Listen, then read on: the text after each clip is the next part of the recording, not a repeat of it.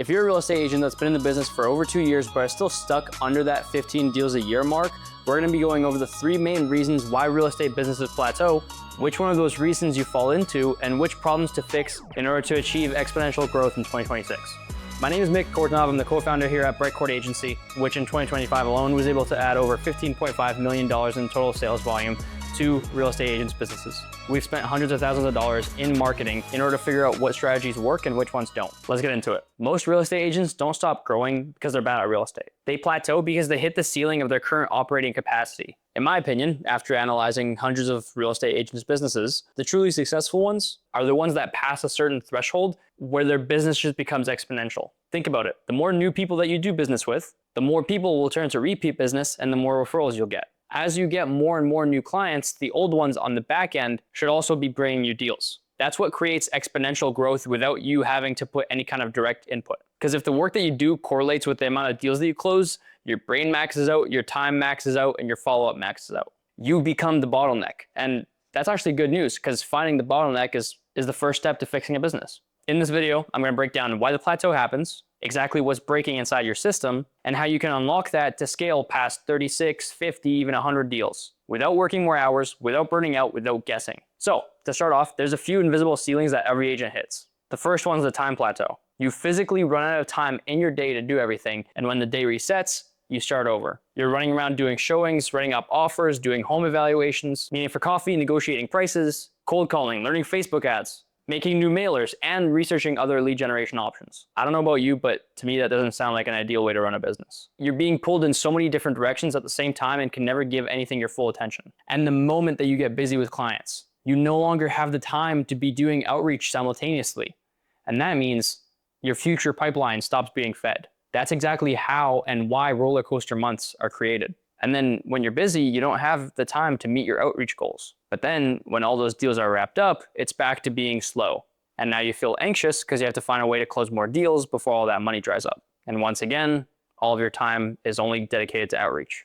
You can see how it's a never-ending loop that feeds on itself. The second kind of plateau is the bandwidth plateau. If you've been in real estate any longer than a year, you've probably got a pipeline full of thousands of leads. Within those opportunities, they all have a chance at being a future client. That means that you not only have to remember to follow up with these people when they told you to, but also remember all their personal information, where they live, what their wife's name is, all the conversations that you guys had in the past. The problem is your brain can't manage 100 conversations all at once. Which lead is close to buying, who ghosted, who has a townhouse in a specific school district. Your brain just becomes one extremely messy and inefficient CRM. And it makes sense because your brain's not meant to be a CRM. You can't possibly manage to do all of that nurture and follow up all on your own while still doing all the other things that you do on a regular basis. And the third in the list of plateaus that agents hit is the system plateau.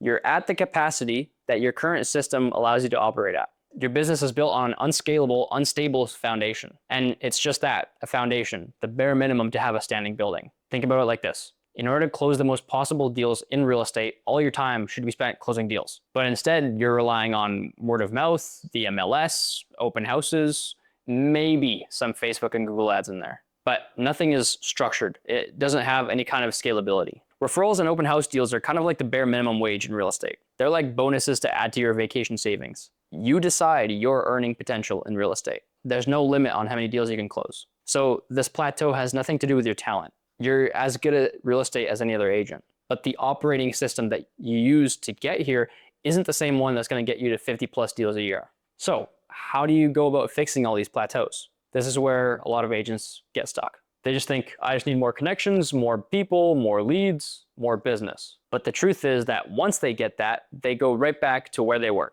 After all those deals go through, nothing changes. Their business stays the same. Before you can take on more leads, you need to fix your follow-up automations, your lead nurturing, automate your appointment booking system, develop consistent lead flow systems. There's so much. More leads are simply just going to overwhelm you faster. Leads don't create growth.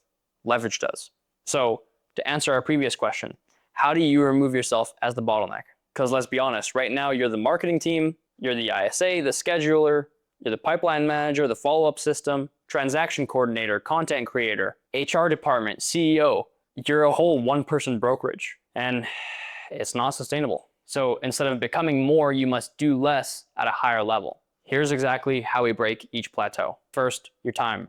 In real estate, time is your most valuable asset. You need to maximize your working hours and dedicate them to actions in your business that move the needle the most. The work that you do cannot depend on the amount of deals that you close, because if it does, your business will be dependent on you. You'll always have to do the outreach, find new clients, follow up with them, and if you stop doing the inputs, as a result, your business will also stop generating deals. How do you get your time back? You bring in people. I've said it before and I'll say it again. An ISA is the most valuable investment that you can make in your real estate business. They literally save you 8 hours a day or 40 hours per week. That's a lot of time that you buy back. They can do outreach on your behalf, nurture and follow up with old opportunities, book appointments directly into your calendar, all without you lifting a finger. It's a cheat code. And like I said, if you've been in the business for over a year, you've probably built up a pipeline full of thousands of people, all of which will eventually need to convert with one agent or another.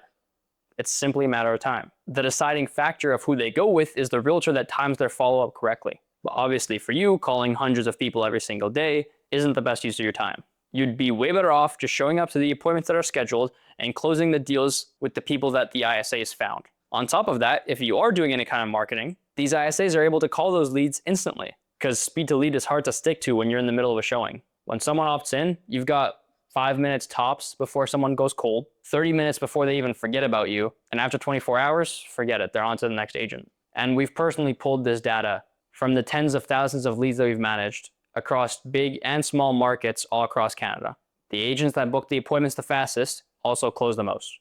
And obviously for additional help when you scale, you add buyers, agents, assistants, and other people to help buy back your time. But I'm not a real estate coach, so I'm not gonna get into that. You can go watch Brian Mulrennan or something. All right, on to your bandwidth plateau.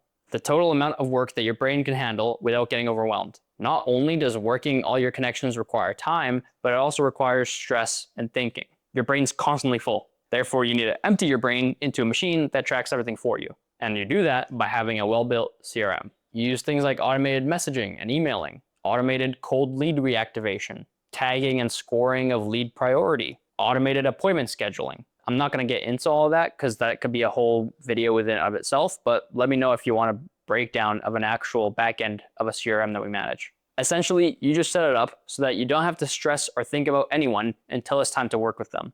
But you really need to build it out and make it robust. Create different automations for people based on where they're at in the buying or selling process, so that every lead knows who you are, what to do next, when their appointment is, where they're going, why it matters, all without you even thinking about them. If you combine this with the ISA, your job becomes log in, see the appointments, and go to the appointments and close deals. That is exactly how you separate the amount of work that you do from the deals that you close. Let me run through some examples. Let's say someone just opted into your offer. They should receive a text message saying, "Hey, name, thanks for requesting your offer. Let's just call it a home evaluation. When would be a good time for me to give you a call so that I can set it up for you?" This way, you know, A, which people need to be prioritized if they respond, and B, when to call them so that they can fit into your schedule. Let's say you get a new opportunity and they're not quite ready to move yet. They tell you to call them back in like 6 months or so. You then enter them into your long-term follow-up nurture sequence, where they receive consistent value from you every couple of weeks in the forms of emails, home staging tips, market updates, just things that they would find useful. If things change before those 6 months are up, great, they reach out to you and convert. If things don't change, you call them 6 months later, and when you try to book that appointment, they're a lot more likely to comply because all they've been receiving from you up until this point has been consistent, nonstop free value, all because of your nurture and follow-up sequences. Zero mental clutter, zero cognitive overwhelm. And finally, number 3, your system plateau. Now, when I described the system plateau at the beginning of the video, I mentioned that it was impossible to scale if all you have is the weak foundation, the bare minimum for real estate, and how you have the right skills, just not the right systems in place in order to scale. Imagine your real estate business as one of those ancient Greek buildings or pavilions with a base, pillars holding it up, and a roof. The base is your bare minimum. The client referrals, the open houses, all the basic stuff that you don't really have to put any real effort into scaling. After that, next are your pillars. Those are the actual marketing efforts that you have. Your cold calling, door knocking, Facebook ads, Google ads, mailers, etc. Obviously, the more pillars that you have, the stronger your business will be. Then comes the roof. It's what allows you to have an actual complete standing building. Yet, a lot of realtors don't have it. These are your back-end systems. They should allow you to manage an infinite amount of deal flow and clients. This is your ISA, your nurture sequences, your CRM, your automatic appointment setting, all the things that take the low leverage work out of your life so that you can simply focus on serving your clients. Implementing all three of these parts means no more roller coaster months, future deals warming up, and long-term deals maturing. You create predictability, you create leverage, you free up time. So your plateau is not a you problem, it's your system's problem. You're not stuck because you're bad at real estate or the market sucks, or your leads are low quality and you're not a natural closer. You're stuck because your current operating system is at its capacity. You need to run your business like the agent that you want to become, not the one that you are now. Just figure out and fix your time leverage, your mental leverage, and your system leverage. Hopefully this gives you some clarity on the things that you need to do or fix in order to make 2026 your year. Good luck.